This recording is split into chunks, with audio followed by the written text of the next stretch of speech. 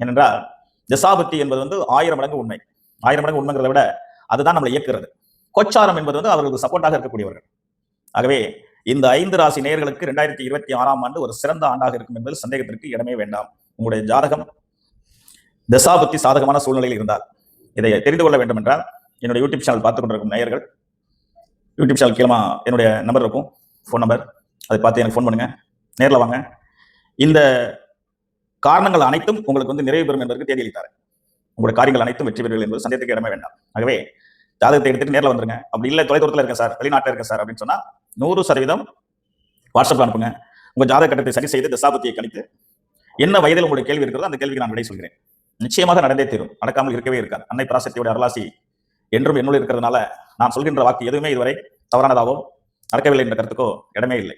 ஏன்னா நான் தவறி கூட தவறு செய்யாதவன்.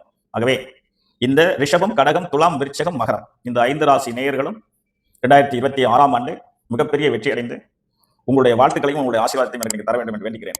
மேலும் நேரடியாக தொடர்பு கொள்ளுங்க. நிச்சயமா உங்களுடைய சந்தேகங்களுக்கு நான் தகுந்த பதிலளிப்பேன். உங்களுடைய குலதெய்வத்தை அவசியம் தரிசனம் செய்யுங்கள். உங்களுடைய குலதெய்வத்தை அவசியம் தரிசனம் செய்யுங்கள்.